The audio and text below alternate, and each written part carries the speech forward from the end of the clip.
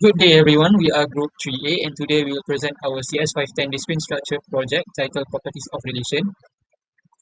My name is Asyraf bin Muhammad IBTIZAM together with my teammates Muhammad DANIE AQIL, HARITH and Muhammad AZWAN. Each member contributed to different parts of the project including programming, GUI development, testing, documentation and presentation preparation. So our project is called Properties of Relation. In discrete mathematics, a relation describes the connection between elements in a set. Three important properties of relation are reflexive, symmetric, and transitive. The objective of our project is to develop a Python application that can automatically analyze these three properties.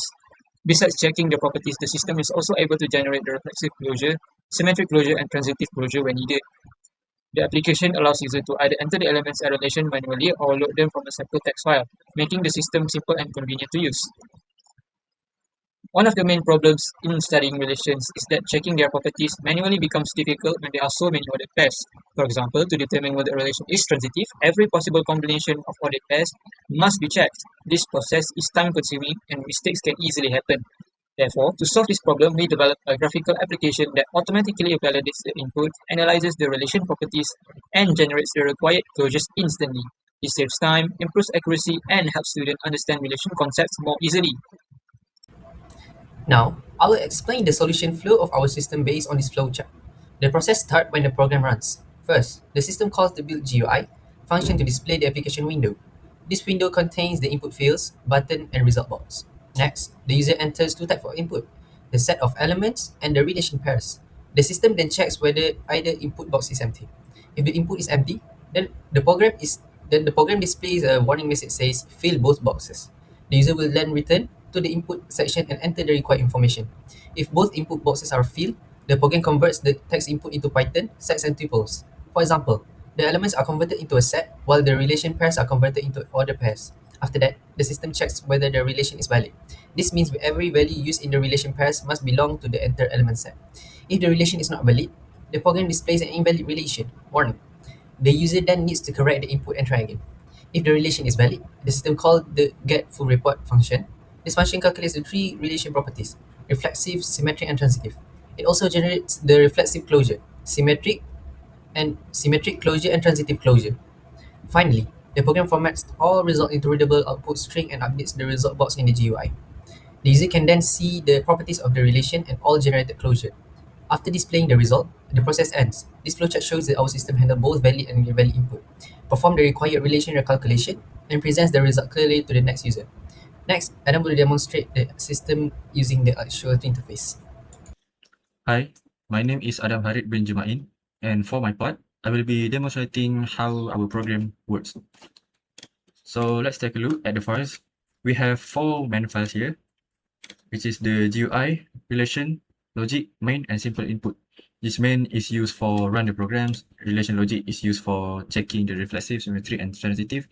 GUI is for display and input as well as the interface. And sample input.txt is where I will be showing later. So now let's run the code.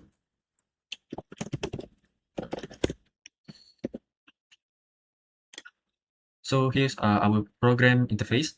We have element section, which is element field, relation pairs field, two buttons, which is load from file button and analyze button.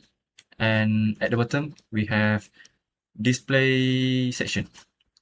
So for the first demonstration, I will demo load from file button, which is it will take the sample input.txt into the elements and relation pairs field.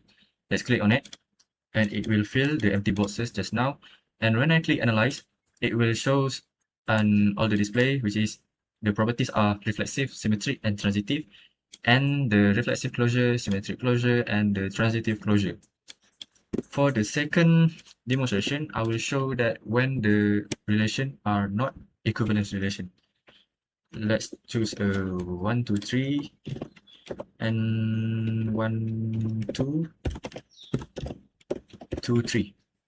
When I click the analyze button, it will display the properties are not reflexive, not symmetric, and not transitive, which means that the relation are not an equivalence relation, and as well as the closures.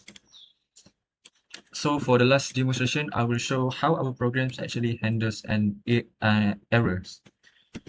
Let's say we have choose 1, 2, 3 and 1, 4. since 4 are not in the elements. So when we click analyze, the pop-up, and there will be a pop-up shows that these numbers are not in the element set, which is the number 4. So that's how our program check the error handling. So that's it for our demonstration system. So now we will be moving on to the result discussion. So now let's take a look at the result discussion. So for the first demonstration that we did earlier, we've got full properties, which is reflexive, symmetric, and transitive, which means that the relations are equivalent relations. For the closure, and it stays the same, it did not change at all, as the same as the input. So for the second demonstration that we did earlier, we've got not reflexive, not symmetric, and not transitive, which means that the relation are not equivalent relations.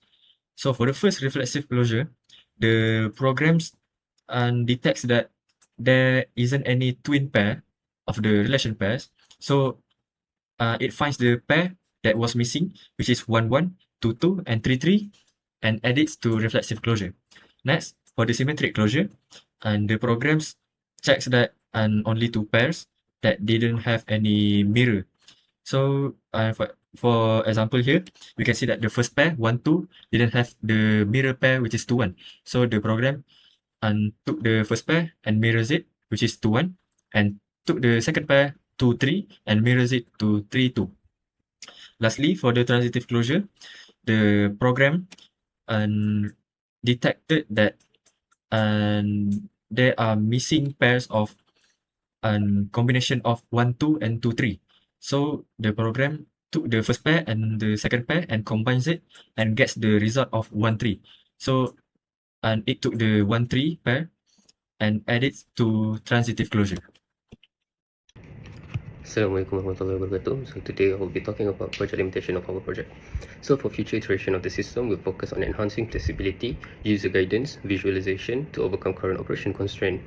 Planned upgrades include expanding data support to accept string, label, implementing a guided input process with precise syntax feedback, and integrating a standard file selection dialog for better path flexibility.